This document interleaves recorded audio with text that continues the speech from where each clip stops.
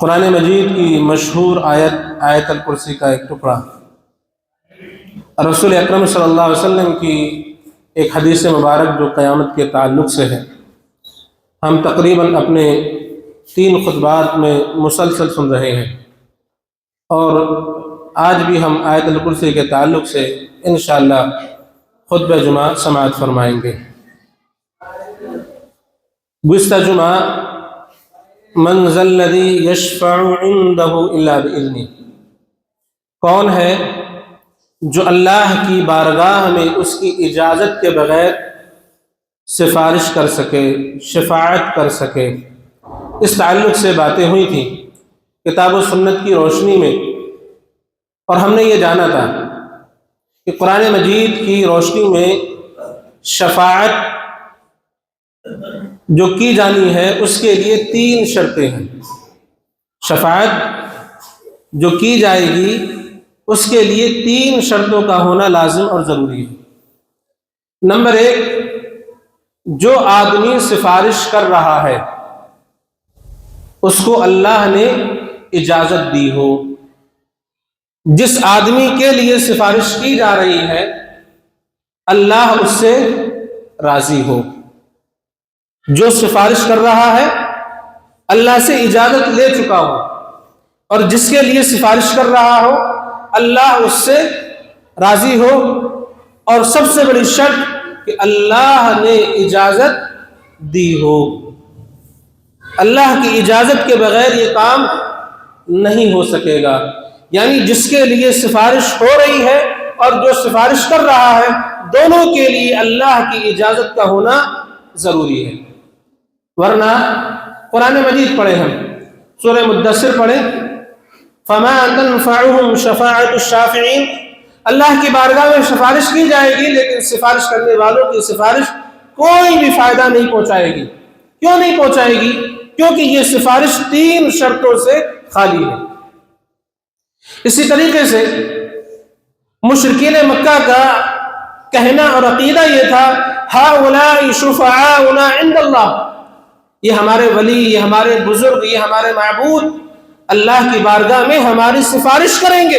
یہی عقیدہ آج کے نام نہاد مسلمانوں کا ہے، جن کا کہنا یہ ہے یہ ولی، یہ بزرگ ہمیں اللہ کے عذاب سے، اس کی پکڑ سے بچا لے جائیں گے۔ جو مشرکین مکہ نے کہا آج کا نام نہاد مسلمان بھی یہی کہہ رہا ہے، دونوں کے عقیدے میں کوئی فرق نہیں۔ اسی چیز کو اللہ رب العالمین نے قرآن مجید میں سورہ بقرہ میں ہی بیان فرمایا، تشابہت قلوبہم، دل دونوں کے ایک ہے، نیت ایک ہے، عقیدہ ایک ہے۔ جب یہ جہنم میں جائیں گے تو جہنم میں یہ بھی جائیں گے۔ دونوں میں مماثلت ہے، فرق کچھ نہیں ہے۔ جیسا عقیدہ ان کا ہے ویسا عقیدہ ان مشرکین مکہ کا ہے، لہذا دونوں میں کوئی فرق نہیں ہے۔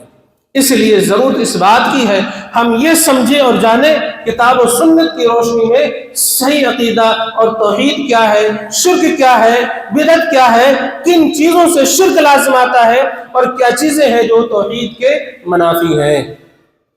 اگر توحید کو آدمی نہیں سمجھے گا، شرک کو نہیں جانے گا تو خلط ملط ہو جائے گا، اور پھر وہ جو اس کا عقیدہ اپنا بنایا ہوا ہے اللہ کی بارگاہ میں کچھ بھی کام نہیں آ سکے گا۔ میرا اور آپ کا عقیدہ کتاب اللہ اور سنت رسول اللہ کی روشنی میں ہونا لازم ہے، تبھی نجات ہے، ورنہ نجات علماء کے کہنے سے، ان کے بتائے ہوئے طریقے سے ناممکن ہے، ہو ہی نہیں سکتی۔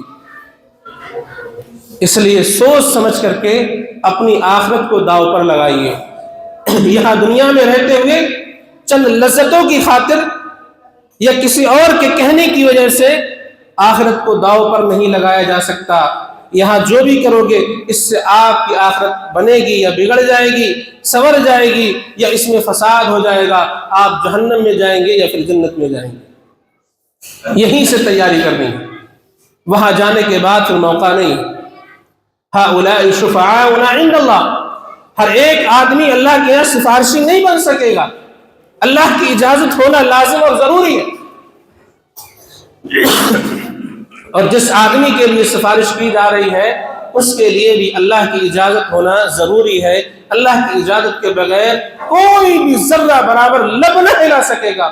جیسا کہ ہم نے گزشتہ جمعہ رسول اکرم صلی اللہ علیہ وسلم کے ارشاد گرامی بڑی حدیث مبارک جو قیامت اور میدان محشر کے تعلق سے ہے، تمام اولاد آدم انبیاء علیہ السلام کے پاس جا رہے، آپ اللہ کی بارگاہ میں جائیے، سفارش کیجئے، حساب کتاب شروع ہو جائے، آپ جائیے۔ ہر ایک نبی انکار کر رہا ہے، مجھے اللہ کی بارگاہ میں جانے سے ڈر لگتا ہے۔ محمد رسول اللہ صلی اللہ علیہ وسلم تک جب یہ آئیں گے، آپ صلی اللہ علیہ وسلم فرمائیں گے ہاں اللہ نے مجھے اس کام کے لیے چنا ہے، میں ضرور اس کام کو انجام دوں گا۔ آپ پہلے اللہ کو راضی کریں گے، اس کی تعریف کریں گے، اس سے اجازت لیں گے، پھر آگے کا معاملہ ہے۔ یعنی آپ بھی ڈائریکٹ یہ نہیں کہہ سکیں گے اللہ کا حساب کتاب لینا شروع کر دے۔ میں محمد کہہ رہا ہوں، تیرا نبی خاتم النبیین، میدان محشر اللہ تو نے جو میرے ہاتھ میں حوض کوثر دیا ہے، مقام محمود مجھے دیا ہے، میں تیرا عزیز ہوں، خلیل ہوں، میں کہہ رہا ہوں اللہ سفارش کر دے، سفارش کے اجازت دے دے، اللہ حساب کتاب شروع کر دے۔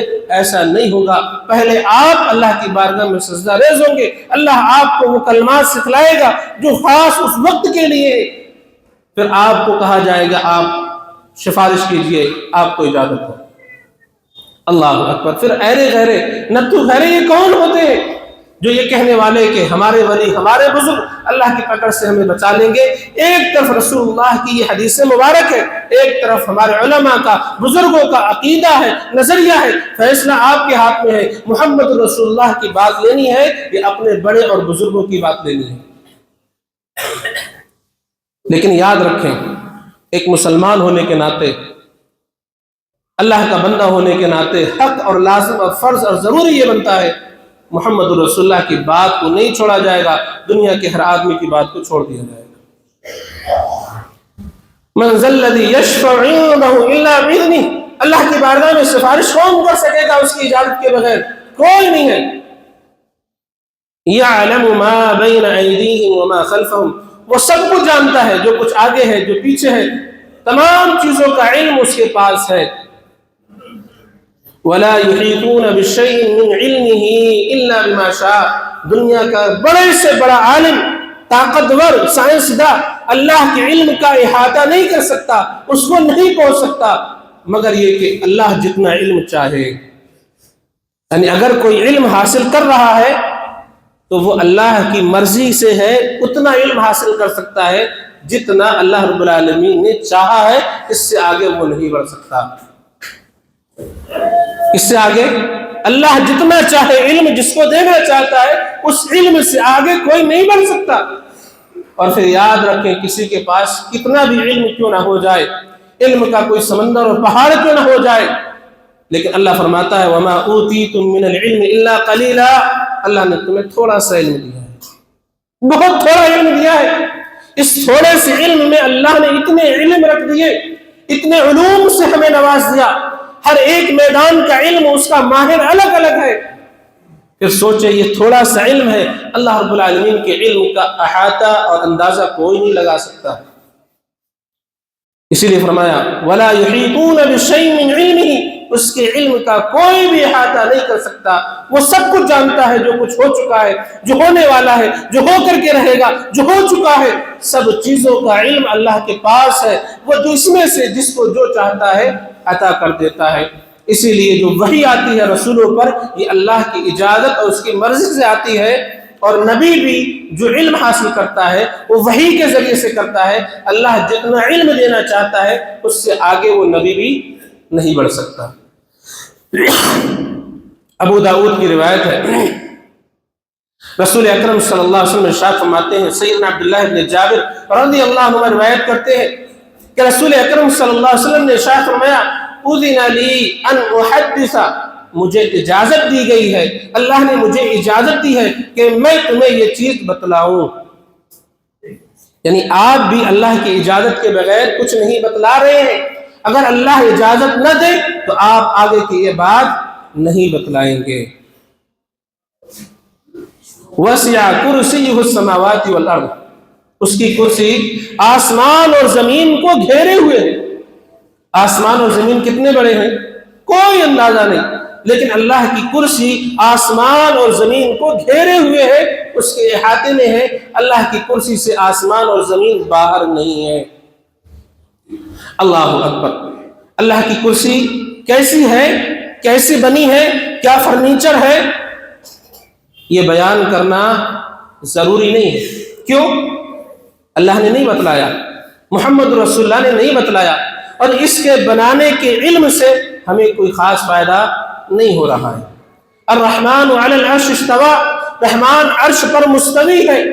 عرش کیسا ہے, اس کی کیفیت کیا ہے, کیسے بنا ہوا ہے, کیا مٹیریل ہے, یہ علم جاننا ضروری نہیں ہے. اور سب سے بڑی بات, نہ اللہ نے بتلایا نہ محمد رسول اللہ صلی اللہ علیہ وسلم نے بتلایا. علماء کرام, محدثین, مفسرین ان علوم میں نہیں جانا چاہتے, اور جو ان علم میں پڑ جاتا ہے یقیناً گمراہ ہو جاتا ہے. اللہ اکبر. امام مالک رحمۃ اللہ علیہ کا مشہور قول ہے, الاستواء معلوم, اللہ رب العالمین عرش پر مستوی ہے یہ معلوم ہے. والکیف مجہول, کیسی اس کی کیفیت ہے وہ چیز مجہول ہے. والسوال عنہ بدعۃ والانکار به کفر والسوال عنہ بدعۃ, جو یہ کہے اللہ عرش پر مستوی نہیں ہے ایسا کہنے والا کافر ہے, کفر کے درجے تک پہنچ جاتا ہے. اور جو سوال کرتا ہے عرش کیسا ہے کیسا نہیں ہے, ایسا سوال کرنے والا بدعتی ہے. اس بارے میں سوال کرنا بدعت کہلاتا ہے. اللہ عرش پر مستوی ہے معلوم ہے, ایمان لانا ضروری ہے کہ اللہ عرش پر مستوی ہے, ہر جگہ اپنی ذات کے اعتبار سے موجود نہیں ہے, اس کی ذات عرش پر مستوی ہے, اس کا علم ہر ذرے ذرے کو ہے, لیکن وہ ہر ذات میں شامل نہیں ہے, حلول نہیں فرماتا اللہ رب العالمین. اس کی ذات عرش پر ہے, علم تمام چیزوں کا اس کو ہے. لہذا معلوم ہی ہوا جو لوگ عقیدہ یہ رکھتے ہیں اللہ ہر ذرے میں موجود ہے, ہندوؤں کا عقیدہ اللہ ہر کن کن میں موجود ہے, ایشور ہر کن کن میں موجود ہے. ہمارے صوفیہ کا عقیدہ اللہ ہر ذات میں حلول کر جاتا ہے. ان کے یہاں نعوذ باللہ من ذالک اللہ کی ذات کتے میں بھی ہے, خنزیر میں بھی ہے, دیگر جانوروں میں بھی ہے. ایسا عقیدہ رکھنے والے یقیناً کافر ہے, مشرک ہے, بدعتی ہے. ان کا اسلام سے, دین سے کوئی لینا دینا نہیں ہے. کیوں؟ اللہ خود فرماتا ہے الرحمن علی العرش استوى, رحمان یعنی اللہ عرش پر مستوی ہو گیا ہے. ہاں اس کا علم ہے لیکن ذات اس کی عرش پر مستوی ہے. اور بہت سارے لوگ اس کو مثال کے ذریعے سے سمجھانا چاہتے ہیں, اللہ کی ذات کہاں, عرش کہاں, کرسی کہاں. اور اس کے لیے ویڈیو یوٹیوب پر مشہور اور موجود ہے کہ ایک موبائل کے ذریعے سے اللہ کی مثال دی جاتی ہے. اللہ کی مثال دی جاتی ہے, لیس کمثلہ شیء وہو السمیع البصیر. اللہ نے جو مثال بیان کر دی ہے اس کی مثال کی طرح سے بھی کوئی مثال نہیں ہے. کہاں اللہ کی مثال دینے کی بات, لیس کمثلہ شیء, وہ جو مثال دے چکا ہے اس کی مثال کے جیسی مثال لانا بھی ناممکن ہے. اور یہ انسان اپنے غلط عقیدے کو ثابت کرنے کے لیے اللہ کی مثالیں دینے لگتا ہے. اس سے بڑا گمراہ اور کون ہوگا. وسع کرسیہ السماوات والارض, اس کی کرسی آسمان اور زمین کو کشادہ ہے, گھیرے ہوئے ہے, ان سے کہیں زیادہ بڑی ہے. کیسے ہے یہ جاننا ضروری نہیں ہے. اللہ عرش پر مستوی ہے, کیسے ہے یہ جاننا ضروری نہیں ہے. ہاں یہ بات یاد رکھیں, کتاب و سنت کی روشنی میں جو باتیں معلوم ہوتی ہیں ان پر ایمان رکھنا واجب اور ضروری ہے. جو انکار کرے گا وہ کافر ہو جائے گا. اللہ اکبر. جو حدیث مبارک صلی اللہ علیہ وسلم پڑھی, اللہ کے رسول فرماتے ہیں اذن لی ان احدث عن ملک من ملائکۃ اللہ من حملۃ العرش, اللہ نے مجھے اجازت دی ہے کہ میں آپ کو بتلاؤں اللہ کے فرشتوں کے بارے میں. وہ فرشتے جو عرش کو اٹھائے ہوئے ہیں. کس کو؟ عرش کو اٹھائے ہوئے ہیں. کتنے طاقتور ہیں, کیا کیفیت ہے, ان کی طاقت کا اندازہ اس بات سے لگائیے کہ ان کے کان کی لو اور گردن تک, کان کی لو اور گردن تک اتنی دوری ہے کہ آدمی گھڑ سوار 700 سال مسلسل تیز رفتار کے ساتھ چلتا رہے گا تب کان سے گردن تک آ پائے گا. کان کی لو سے گردن تک 700 سال چلے گا. تو جو عرش اللہ رب العالمین کا ہے, عرش کے اٹھانے والے فرشتے جو 4 اس وقت موجود ہیں, جب قیامت قائم ہوگی اس دن یہ تعداد 8 ہو جائے گی. ایک فرشتے کی طاقت جس کی اجازت اللہ نے دی آپ امتیوں کو بتلا دیجیے. اتنی طاقت آپ اندازہ کیجئے کان کی لو سے گردن تک آنے کے لیے 700 سال تک مسلسل چلنا پڑے گا. یہ ایک فرشتے کی طاقت آپ اندازہ کر سکتے ہیں اللہ نے کتنا طاقتور بنایا ہے. پھر جو عرش ہے وہ کتنا عظیم اور کتنا بلند ہے, کتنا طاقتور ہے. آثار ایسے ملتے ہیں جس میں بیان کیا جاتا ہے, کچھ احادیث بھی ہے جو مفہوماً درست کہی جا سکتی ہے کہ آپ اندازہ کیجئے اللہ کی کرسی اور یہ پوری زمین اور آسمان, کرسی کے مقابلے میں یہ زمین آسمان یہ سیارے یہ ستارے ایسے ہیں ایک بہت بڑا ریگستانی علاقہ ہے اور اس میں کوئی کڑا اور انگوٹھی پڑی ہوئی ہے, اس کی کوئی حیثیت نہیں, کوئی اندازہ نہیں, کوئی طاقت نہیں. اب عرش کے مقابلے میں یہ کرسی ایسی ہے جیسے کہ کوئی بڑے میدان میں کوئی انگوٹھی کوئی کڑا کوئی چھلا پڑا ہوا ہے. اللہ کا عرش اتنا عظیم اتنا بلند اتنا طاقتور ہے اتنا وسیع ہے, بس آپ کے سمجھنے کے لیے اتنی مثال دے دی گئی ہے. وَلَا يَعُودُهُ حِفْظُهُمَا, اللہ ان کی حفاظت سے تھکتا نہیں ہے, اکتاتا بھی نہیں ہے. بہت ٹائم ہو گیا آسمان اور زمین کو تھامے ہوئے ان کا نظام چلاتے ہوئے, چلو آج سارا کام تمام کر دیتے ہیں. اللہ نہ تھکتا ہے نہ اکتاتا ہے. اگر تھک جائے اور اکتا جائے ہمارا کیا حشر بنے گا. اللہ ہم پر کتنا رحمان ہے, کتنا رحیم ہے, کتنا شفیق ہے کہ اس نے ہماری حفاظت کا ذمہ خود ہی لے لیا. وَلَا يَعُودُ حِفْظُهُمَا, اللہ ان کی حفاظت سے تھکتا نہیں ہے اکتاتا نہیں ہے. ہم بھی تو یہی رہتے ہیں.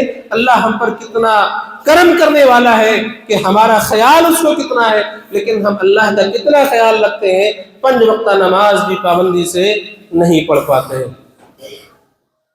میرے بندوں کو تکلیف اچانک نہ آ جائے, پریشانی اچانک نہ آ جائے, آفت اچانک نہ آ جائے, اللہ ان کی حفاظت کر رہا ہے اور یہ انسان رات دن اللہ اس کے رسول کی تعلیمات کی بغاوت کر رہا ہے, خلاف ورزیاں کر رہا ہے. اس سے ذرہ برابر بھی احساس نہیں کہ یہ مخالفت کس ذات کی کر رہا ہے. احکم الحاکمین رب العالمین خالق کائنات مالک اکبر کی مخالفت کر رہا ہے. وَهُوَ الْعَلِيُّ الْعَظِيمُ, دو اللہ رب العالمین کی صفات, العلی وہ بہت بلند ہے, العظیم بہت بڑا ہے, بہت طاقتور ہے. اللہ کی یہ صفات ہے العلی بہت زیادہ بلند. کتنا بلند؟ اللہ اکبر اللہ اکبر. ہر اذان میں آواز لگاتے ہو کہ نہیں, اللہ سب سے بڑا ہے, سب سے بڑا ہے, اس سے بڑا کچھ بھی نہیں نہ کوئی اور. یہ اذان اللہ کی توحید کی دعوت دیتی ہے, اس کی کبریائی کی دعوت دیتی ہے. افسوس اس بات کا ہے ہم مسلمان بھی اس توحید کا اس اذان کا مطلب اور مفہوم نہیں جانتے. اللہ اکبر. لہذا معلوم یہ ہوا آیت الکرسی یہ پوری کی پوری توحید پر مشتمل ہے. اور پھر اس کے فوائد میں سے ہم نے جانا تھا کہ یہ آیت الکرسی جو آدمی اس کا مفہوم اس کا ترجمہ سمجھ کر کے پڑھتا ہے, اس کو یاد کرتا ہے, اور ہر نماز کے بعد فرض نماز پڑھنے کے بعد آدمی اگر آیت الکرسی پڑھنے کا اہتمام کرتا ہے اور اس کا عقیدہ توحید پر مشتمل ہے تو پھر یقین جان لیجئے کہ وہ مرنے کے بعد سیدھا جنت میں چلا جائے گا. اسی لیے رسول اکرم صلی اللہ علیہ وسلم ارشاد فرماتے ہیں لا تقوم الساعة, قیامت اس وقت تک قائم نہیں ہوگی جب تک زمین پر کہنے والا کوئی شخص یہ کہتا رہے گا اللہ اللہ, یعنی اللہ کو جانتا ہوگا. اس کی وضاحت مسند احمد کی روایت کرتی ہے کہ اللہ اللہ سے مراد کیا ہے. رسول اللہ نے فرمایا روئے زمین اس وقت تک باقی رہے گی, برقرار رہے گی جب تک قیامت, اس وقت تک قیامت نہیں آئے گی جب تک زمین پر کوئی شخص لا الہ الا اللہ کہنے والا موجود ہوگا. سیدھا سا سادہ مفہوم یہ ہے جب تک روئے زمین پر اہل حدیث موجود ہوگا قیامت نہیں آئے گی, کیونکہ سب کو معلوم ہے, ہر مسلک کا مسلمان جانتا ہے, دنیا کے کافر جانتے ہیں کہ اگر کسی کی توحید مضبوط ہے وہ اہل حدیث ہے, ان کے علاوہ کسی کی توحید مضبوط نہیں ہے. رسول اکرم صلی اللہ علیہ وسلم ارشاد فرماتے ہیں, سیدنا ابو ہریرہ رضی اللہ عنہ روایت کرتے ہیں اللہ کے رسول آدمی جنت میں کون سا جائے گا، کب تک جائے گا، کون سا آدمی جنت میں جا سکتا ہے؟ فرمایا جس نے لا الہ الا اللہ دل کی گہرائی سے کہا ہے یہ آدمی جنت میں جانے کا مستحق ہے۔ معلوم ہی ہوا جنت میں لے کے جائے گی توحید، قیامت آنے سے روکے ہوئے ہے جو چیز وہ ہے توحید۔ دنیا کا ہر مسلک کا مسلمان حتیٰ کہ کافر بھی مانتا ہے اگر کسی کی توحید مضبوط ہے، کسی کا عقیدہ شرک سے پاک ہے تو روئے زمین پر وہ اہل حدیث موجود ہے۔ لہذا ہمیں یہ فخر کرنا چاہیے، اللہ کا فضل ہے۔ ہاں بہت سارے ہم میں سے ایسے بھی ہیں جن کا عقیدہ گڑبڑ ہو چکا ہے، کچھ گمراہ ہو چکے ہیں، لیکن اس کا مطلب یہ نہیں ہے سب کو ایک ہی لائن میں لگا دیا جائے۔ لہذا فخر کرنا چاہیے، اللہ کا شکر ادا کرنا چاہیے، اللہ نے ہمیں اس توحید سے نوازا ہے، ہمیں اہل حدیث بنایا ہے۔ یقین جان لیجئے آپ جب تک موجود ہوں گے روئے زمین پر اللہ قیامت لے کر کے نہیں آئے گا۔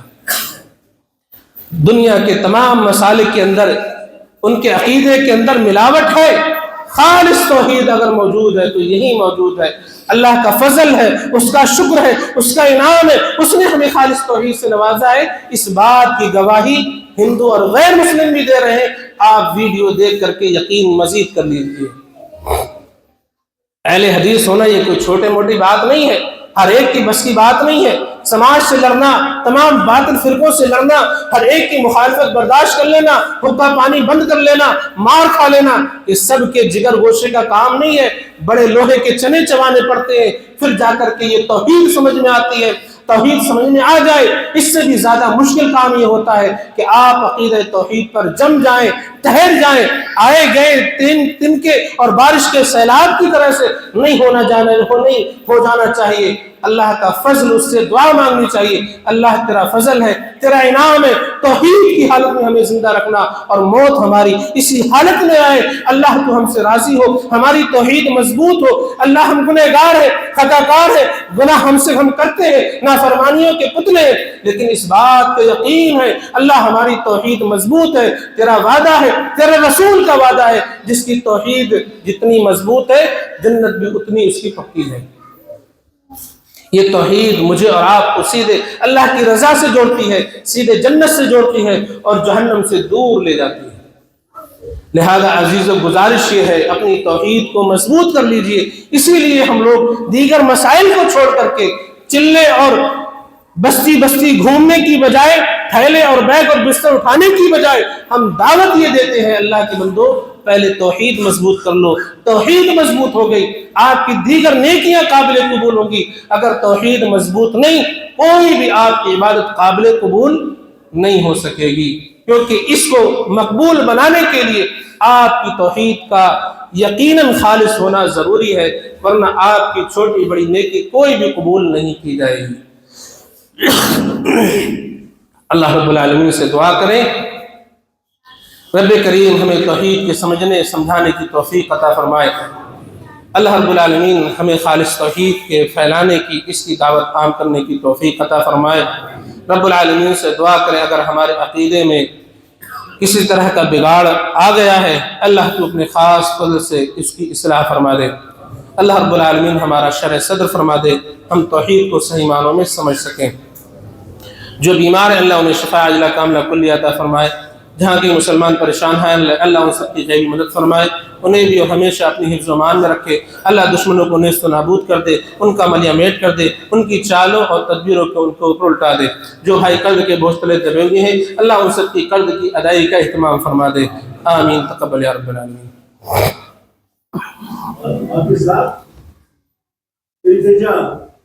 ہم لوگ سورہ افغانستان بارڈر زنانہ کو بچہ لوگ اہل حدیث راشن کا انتظامات نہیں،